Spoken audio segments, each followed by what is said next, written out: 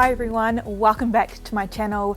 Today we are in my backyard and this is actually a side driveway that I have converted into edible gardens using my pallet planters on wheels. So these are chock-a-block full at the moment with so much food, and I need to harvest heaps of it because a lot of it is going to flower and seed. And last time I let my celery go to seed, I have literally had celery popping up in every crack of the pavers, the fence line, even out the front. So I'm not going to let that happen again, and I definitely need to harvest all of the celery. Also parsley, rainbow chard, heaps of it is getting a little bit burnt now that the weather is heating up and the sun is hot here in Perth. So I'm going to harvest heaps of that. But I wanted to show you that before I rip everything out because it looks so lush and green and just full of food, which is only 2 or 3 meters from my kitchen. So these kitchen gardens are super handy, and I come out here every single night, every meal, to grab lettuce, to grab herbs and all sorts of greens to put in salads and to go with dinner. So that is a really good reason to have your kitchen garden close to your kitchen, because you can see it from the window, you are more likely to use it, and it's so easy and convenient to come out and harvest just what you need rather than picking too much and it going to waste. That is something I really love about having these pallet planters so close to my kitchen. The other thing is that they've brought so much wildlife. I have ladybugs, I have bees, little lizards, so much wildlife in this area, which was just a hot, bare paved driveway, and it's so much nicer to look at with all this lush green. So I love being able to have these edibles growing and basically an edible jungle. So let's take a look before I rip it all out and get ready to plant lots of summer veggies. I've already planted a few in between, so I've got to be careful when I am harvesting that I don't damage those or rip those out, because we've got tomatoes and lots of edible flowers already in there, and a few things that are going to stay that I can grow all year round. So let's take a look. It's full of parsley and it's all gone to flower, so I'm going to harvest it before the seeds come and I end up with parsley everywhere. I do like to let things go to flower when I can because it attracts heaps of pollinators, and anytime you can have flowers for the bees is great. So I do like to let things go to flower, and I love that wild look. And these look really nice in a jar as flowers as well inside. But yeah, it is definitely time to harvest this before I end up with parsley seeds blowing all around my yard and parsley growing in the pavers, in the grass, which I guess is not really a bad thing. I'd rather that than weeds, edible weeds. This is a chili plant that I overwintered, and it is just starting to send off some new growth. So this will be pumping and ready to go for lots of summer chilies. In here we've got fennel, which has also gone to flower, so I need to harvest and get that out, as well as some rainbow chard here. It's also sending up a flower. We've had some really hot days here already in spring in Perth, and that has meant heaps of my vegetables have gone to flower. A lot of your winter veggies will, when you get hot weather, they basically panic and think the weather's getting hot, I'm gonna die, I need to reproduce, which is their main task, is to reproduce and create a whole new generation. So if a plant gets under stress and it gets too hot, it'll often send up its flower and start producing seeds, so it can make sure that it has the ability to reproduce for future generations. So if you do get a lot of warmer weather, it can be a really good idea to start harvesting your food, because you can, although you can still eat it once it has gone to flower, often when things go to flower, the leaves and stuff go really bitter. And this is something that can catch a lot of beginner gardeners out, because lots of stores will still be selling seedlings and vegetables that it's not really the right time of year to grow. So you'll often see in spring still, like a lot of your winter brassicas, cauliflowers, broccoli, things like that available in the stores. But if you do plant those in spring, the weather is going to just heat up too fast, and most of those vegetables are just going to go to flower and seed before you actually get any produce out of them.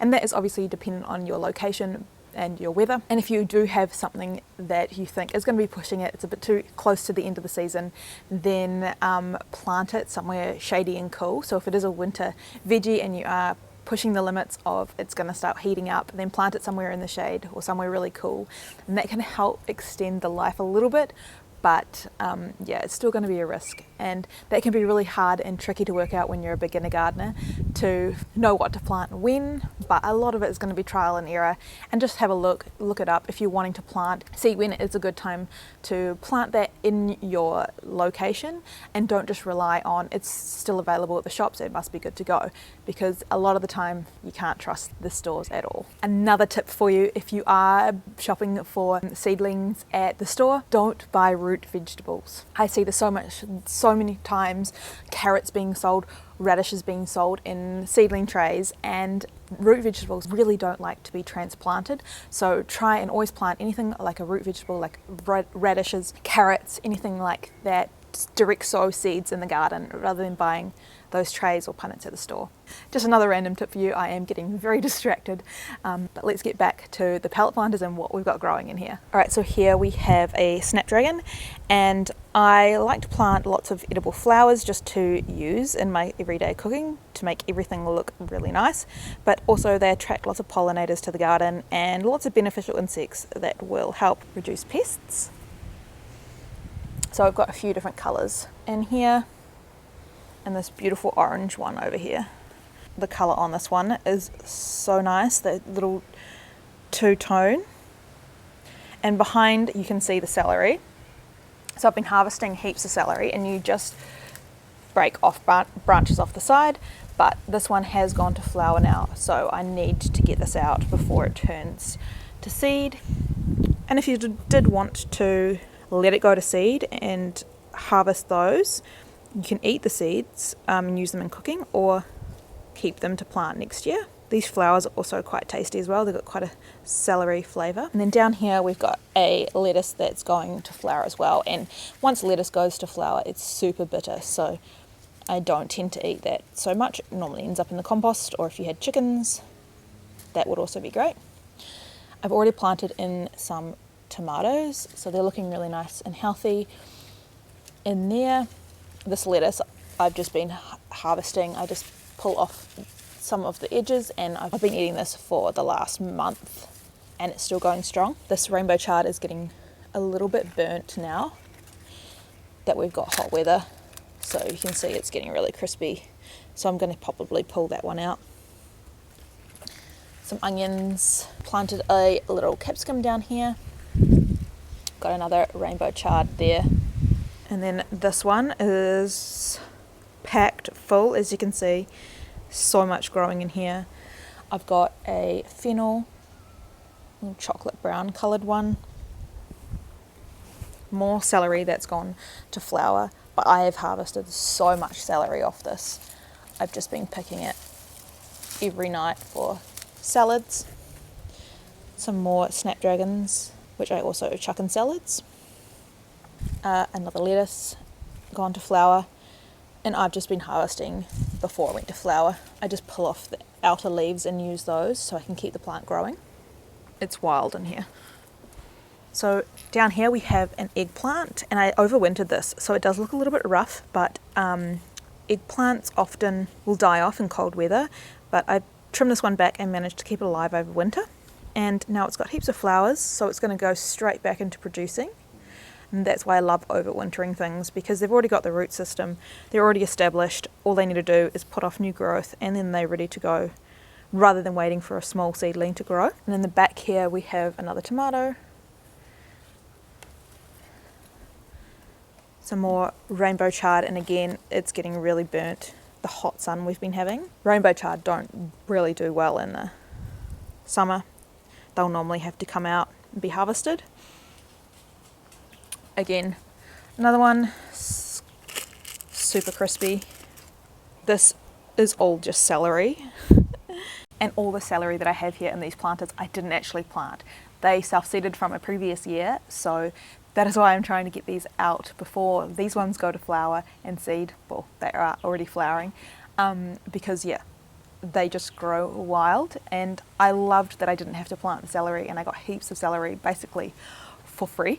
But this time I do want to get them out, because there's probably still seeds already in the soil and I don't need any more. So I have already emptied out quite a few things from this one. There's some empty spaces in here, and I've planted some tomatoes there, and some corn.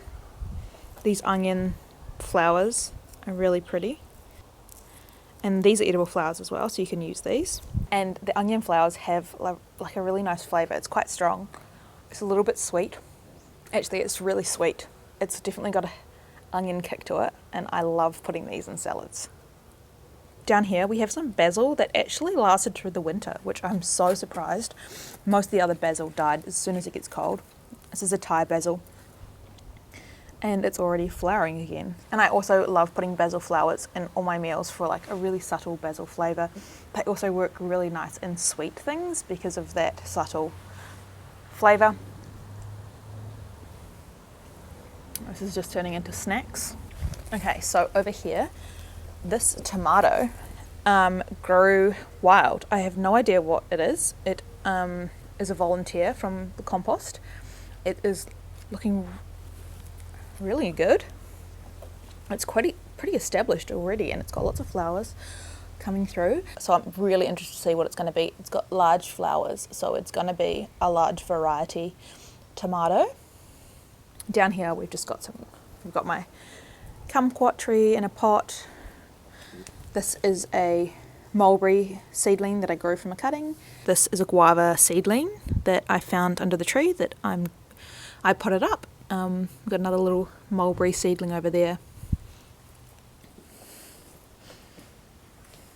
More mulberry cuttings in here. And then over here in this little planter, we have a candy cane pepper plant. And I overwintered this as well. So it's looking pretty sad, but it's coming back to life now that the weather's warming up, and it's got new leaves coming through. And again, overwintering this means it's already got established roots.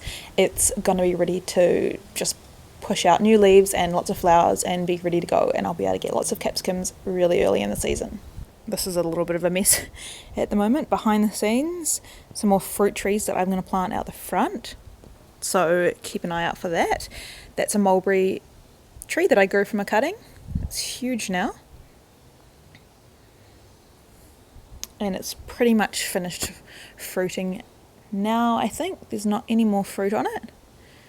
And then down here I've got little seedlings that I have been hardening off. So the seedlings that I've been hardening off, I keep them inside at night, and then I bring them out during the day so they can get used to being outside, but they still are inside on the really cold nights.